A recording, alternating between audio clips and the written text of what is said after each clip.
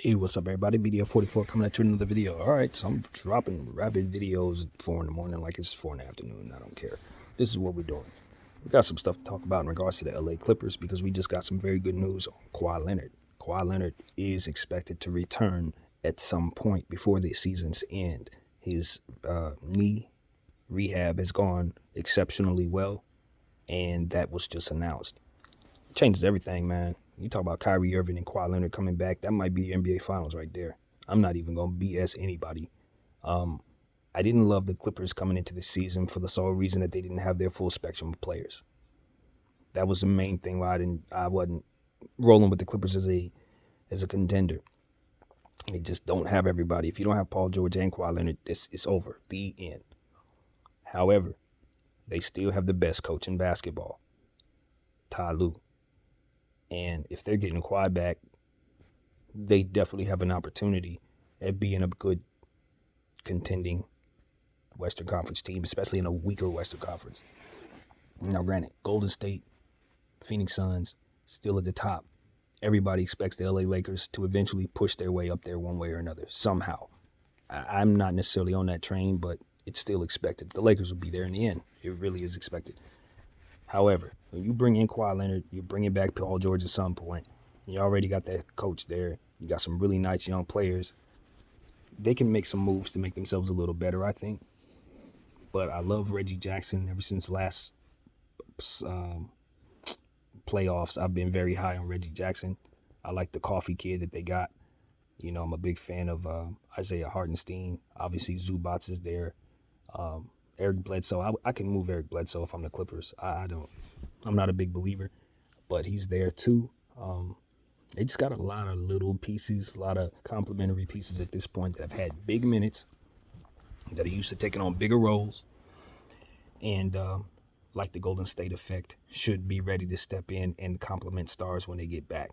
You think about the Jordan Pooles or people like that, how ready they are. Andrew Wiggins, how ready they are for what it is they're doing because they've had these big minutes at Golden State.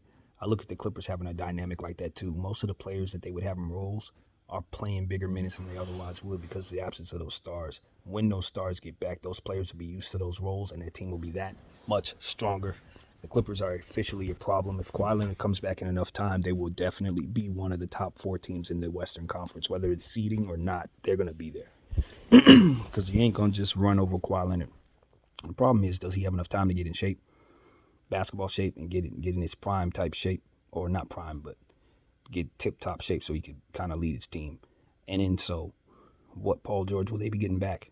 How soon will he get back? Will he be 100%? It's a lot of things working against him.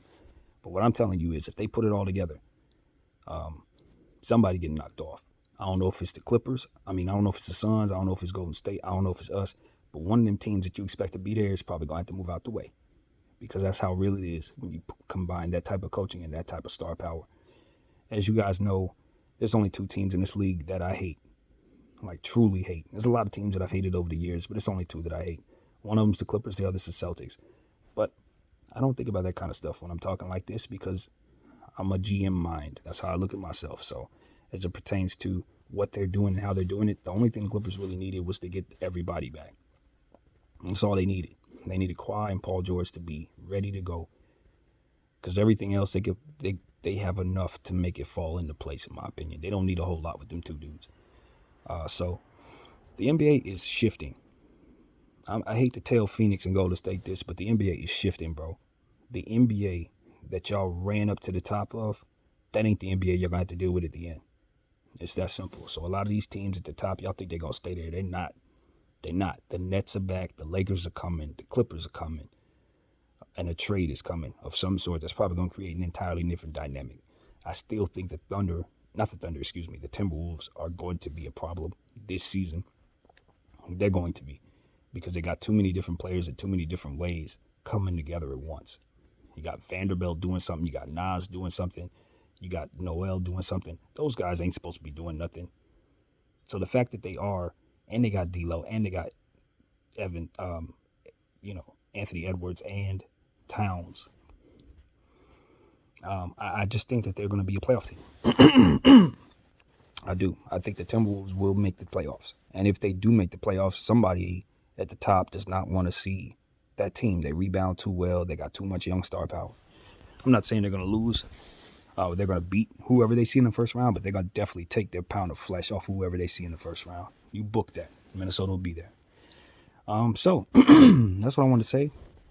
Lakers are looking to trade DJ and Bazemore for free roster spots like they did Rondo. Very excited about that. Hopefully they pull it off. Because those guys are dead weight. Period. What else? There was something else in the NBA I wanted to mention too. Some really cool stuff, but it ain't coming to mind. So yeah, that's what I wanted to say, man. Kawhi Leonard is back. I don't know how soon, but before the playoffs.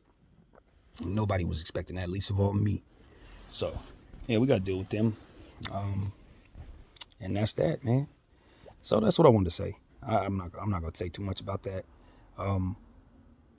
Yeah, Kawhi's back.